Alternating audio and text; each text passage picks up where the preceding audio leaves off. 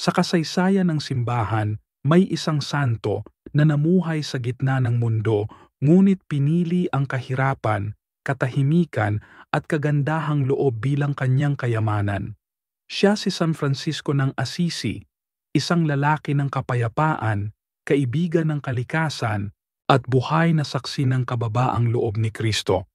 Ngunit sino nga ba talaga siya? At bakit hanggang ngayon, ang kanyang buhay ay patuloy na nagbibigay liwanag sa daigdig na magulo at abala? Kung gusto mong matutunan ang inspirasyong hatid ng buhay ni San Francisco, ang santo ng kapayapaan at kalikasan, panoorin ang video hanggang dulo. Huwag kalimutang mag-like, mag-subscribe sa Buhay Sinag at i-share ito sa mga naglalakbay sa pananampalataya.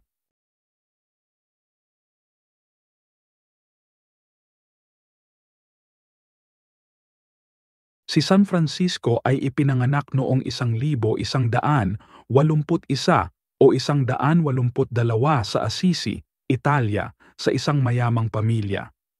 Ang kanyang ama ay isang negosyante ng tela at inaasahan si Francisco na susunod sa yapak ng negosyo. Bata pa lang siya ay kilala na siya sa kasayahan, layaw at karangyaan. Mahilig siya sa magagarang kasuotan, musika at malalaking salusalo.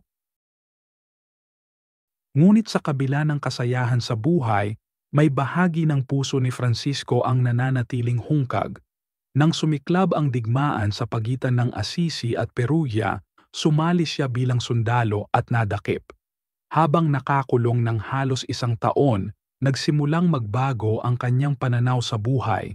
Isang katahimikan ang humaplos sa kanyang kaluluwa. Pagkalaya, si Francisco ay tila ibang tao. Hindi na siya masigasig sa karangyaan. Muli siyang nagtangkang sumali sa labanan, ngunit sa daan ay tila nakarinig siya ng tinig na nagtatanong, "Francisco, sino ang mas dapat mong paglingkuran? Ang Panginoon sa lupa o ang Panginoon sa langit?" Mula roon, nagsimula ang kanyang pagbabalik loob. Sa isang simbahan na halos guho, narinig niya ang panawagan ni Kristo sa pamamagitan ng krus. "Ayusin mo ang aking simbahan." Literal niya itong tinanggap at sinimulang kumpunihin ang lumang simbahan sa San Damiano gamit ang sariling pera, na naging sanhi ng galit ng kanyang ama. Dahil sa hindi pagkakaunawaan, dinala siya ng kanyang ama sa harap ng obispo upang pilitin siyang bumalik sa kanilang tahanan. Doon, sa harap ng lahat, hinubad ni Francisco ang kanyang magarang damit, ibinalik ito sa kanyang ama, at ipinaubaya ang kanyang sarili sa Diyos. Isang radikal na tanda ng pagtalikod sa mundo upang yakapin ang ebanghelyo. Mula sa isang binatang marangya, naging pulubi si Francisco. Naglakad siya sa mga bayan, nagdasal sa mga gubat, at namuhay sa simpleng paraan. Sa kabila ng kahirapan, may kakaibang kapayapaan sa kanyang mukha. Tinanggap niya ang lahat bilang kaloob ng Diyos, pati sakit, gutom, at pangungutya. Ang kanyang pagbabagong buhay ay hindi simpleng pag-iwas sa mundo. Ito ay isang mas malalim na pagsunod kay Kristo na isinilang sa sabsaban at namuhay sa gitna ng karuhaan. Sa kanyang pagtalikod sa yaman, natagpuan ni San Francisco ang kayamanang hindi mananakaw, ang kalayaan ng puso at kapayapaang nagmumula sa Diyos.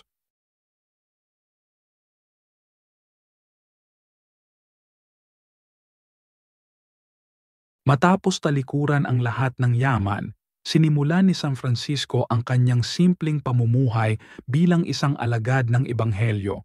Ang kanyang misyon ay malinaw, mamuhay tulad ni Kristo, mahina sa paningin ng mundo, ngunit mayaman sa pananampalataya. Hindi siya nangangaral sa mataas na tono, kundi sa pamamagitan ng kanyang halimbawa, tahimik, mapagpakumbaba, at tunay. Dahil sa kanyang kakaibang pamumuhay, maraming kabataang lalaki ang naakit sa kanyang landas. Sama-sama nilang niyakap ang kahirapan at nagsimulang bumuo ng isang maliit na samahan, ang mga tinatawag nating Order of Friars Minor o Franciscans. Sa kabila ng walang ari-arian at walang proteksyon, sila ay naglakad sa bayan-bayan upang ituro ang pagmamahal ng Diyos. Isa sa pinakamahalagang aral ni San Francisco ay ang pagyakap sa kapayapaan. Sa panahon ng kaguluhan sa pagitan ng mga lungsod, hari at simbahan, siya'y tumayo bilang isang tinig ng katahimikan. Kilala siya sa pagbati ng Pace e Bene, kapayapaan at kabutihan, isang pagbati na puno ng Espiritu Santo. Hindi rin siya takot makipagdialogo sa mga hindi Kristiyano. Noong 1219, naglakbay siya patungong Egypt upang makipagkita sa Sultan Malik al-Kamil sa gitna ng krusada. Sa halip na alitan, pinili niyang magdala ng pagkakaunawaan at respeto. Bagamat hindi niya nabinyagan ng sultan, nakamit niya ang kanyang respeto, isang tagpo ng tunay na kapayapaan sa gitna ng digmaan. Bilang tagapagtanggol ng mahihirap, si San Francisco ay walang pagod sa pagtulong sa mga ketongin, palaboy at taong hindi pinapansin ng lipunan. Ang kanyang pakikiisa sa kanila ay hindi mula sa taas kundi sa pagkakapantay-pantay. Nakikita niya si Kristo sa kanilang kahinaan. Hindi niya ipinilit ang ebanghelyo, isinabuhay niya ito. At sa pamumuhay niyang ito, marami ang nahikayat hindi sa pamamagitan ng salita, kundi sa katahimikan ng kanyang gawa. Sa kanyang puso, ang kahirapan ay hindi kakulangan, kundi puwang para sa Diyos na punuin. Ang kanyang misyon ng kahirapan at kapayapaan ay patunay na ang tunay na kayamanan ay hindi nasusukat sa dami ng ari-arian, kundi sa lalim ng pagmamahal. Sa isang mundo na puno ng pagkakanya-kanya, ang halimbawa ni San Francisco ay isang paanyaya sa pagbabalik sa simple, tahimik, at mapagkumbabang pamumuhay, kung saan namamayani ang kapayapaan ni Kristo.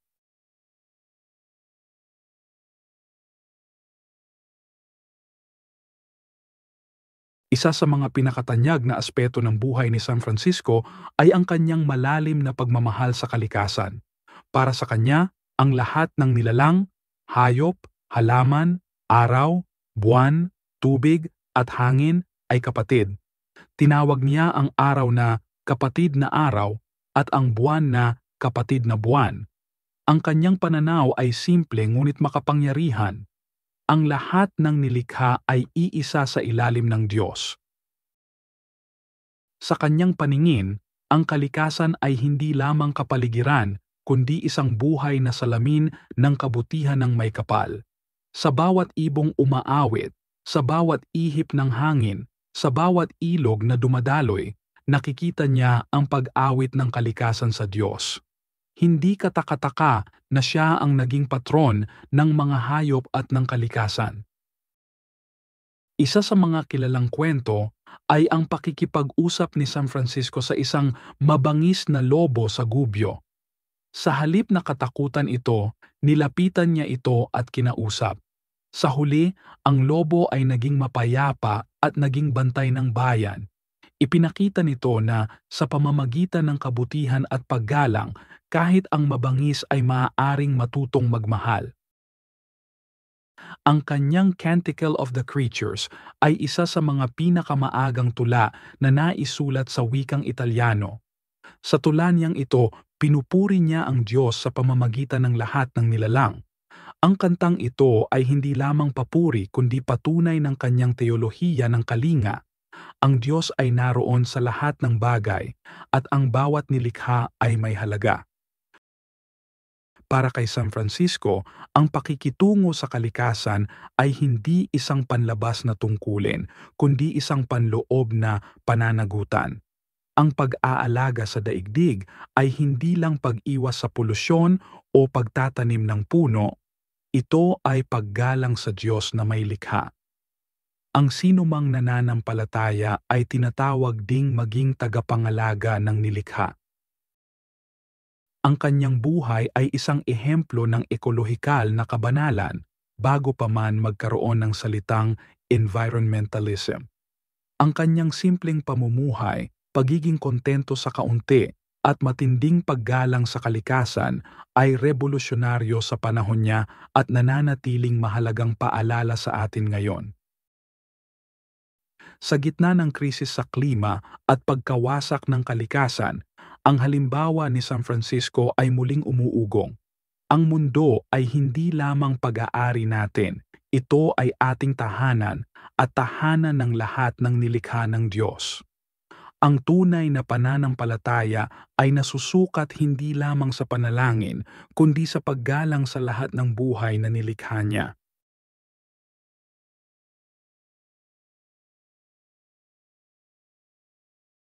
Sa kabila ng kanyang malubhang karamdaman at paghihirap sa huling bahagi ng kanyang buhay, nanatiling masaya at mapayapa si San Francisco. Sa bawat kirot ng kanyang katawan, pinupuri pa rin niya ang Diyos. Nang maramdaman niyang malapit na siyang bawian ng buhay, hiniling niyang mailatag siya sa hubad na lupa, isang simbolo ng kababaang loob at pakikiisa sa lahat ng nilikha. Noong Oktubre 3, 1226, pumanaw si San Francisco sa murang edad na 44. Sa kanyang huling mga sandali, umawit siya ng papuri sa Diyos habang yakap ang kapatid na kamatayan, na kanyang tinanggap ng may buong tiwala at pananampalataya. Ang kanyang buhay ay nagtapos hindi sa takot, kundi sa papuri. Agad na lumaganap ang kanyang kabanalan at ang dami ng taong tumutulad sa kanyang halimbawa. 3 taon lamang matapos ang kanyang kamatayan, siya ay opisyal na idineklara bilang santo ni Papa Gregory EQ. Ang kanyang libingan sa Assisi ay naging lugar ng peregrinasyon para sa mga nagnanais humingi ng inspirasyon at dasal. Ang pamana ni San Francisco ay umabot sa lahat ng sulok ng mundo. Hindi lamang siya minamahal ng mga Katoliko, kundi ng lahat ng taong naghahangad ng kapayapaan, kababaang loob at pagkalinga sa kalikasan. Ang kanyang mensahe ay hindi nakatali sa relihiyon, kundi sa puso ng sangkatauhan. Ang kanyang buhay ay naging inspirasyon sa pagtatatag ng maraming kilusan tulad ng mga Franciscan na patuloy na nagsusulong ng buhay ng kahirapan, serbisyo at debosyon. Ang kanyang impluensya ay buhay sa mga taong nagpapakumbaba, naglilingkod sa mahihirap at nagmamahal sa kapwa at sa kalikasan. Si San Francisco rin ang naging inspirasyon sa maraming makabagong leader ng simbahan. Sa katunayan, si Pope Francis, ang unang papa na gumamit ng pangalang Francis, ay piniling gawin ito bilang parangal sa dakilang santo ng Assisi. Ayon sa papa, si San Francisco ay larawan ng simbahang mahirap ngunit mayaman sa awa. Sa kabuuan, ang buhay ni San Francisco ay patunay na ang kabanalan ay hindi kailangang maging malaki o makapangyarihan. Minsan, ito'y makikita sa isang simpleng yakap sa leproso, sa isang awit ng papuri sa araw, o sa isang pakikiisa sa lobo ng kagubatan.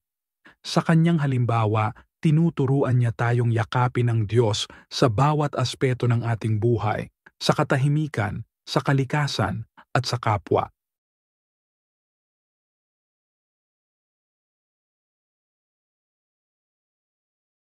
Ang buhay ni San Francisco ng Assisi ay nagsisilbing paalala na ang tunay na kabanalan ay hindi nasusukat sa dami ng kayamanan o posisyon sa lipunan, kundi sa kababaang loob, malasakit at pagmamahal sa Diyos at sa kapwa. Sa kanyang pagtanggap ng kahirapan at pakikiisa sa mga nilalang na kadalasang isinasantabi ng mundo, ipinaalala niya sa atin na ang bawat nilikha ay may halaga sa mata ng may kapal. Ang bawat ibon na umaawit, bawat bulaklak na namumukadkad, at bawat mahirap na nilalapitan natin ay pagkakataong magpakita ng pag-ibig ng Diyos. Sa gitna ng gulo ng mundo, ipinakita niya na posible pa ring mamuhay ng may kapayapaan, kapayapaang nagmumula sa loob mula sa Diyos. Bilang mga Kristiyano, hinahamon tayo ng kanyang kwento na suriin ang ating sariling pamumuhay. Tayo ba ay nagbibigay ng puwang sa katahimikan? Tayo ba ay naglilingkod sa mahihirap at tumutugon sa hiyaw ng kalikasan?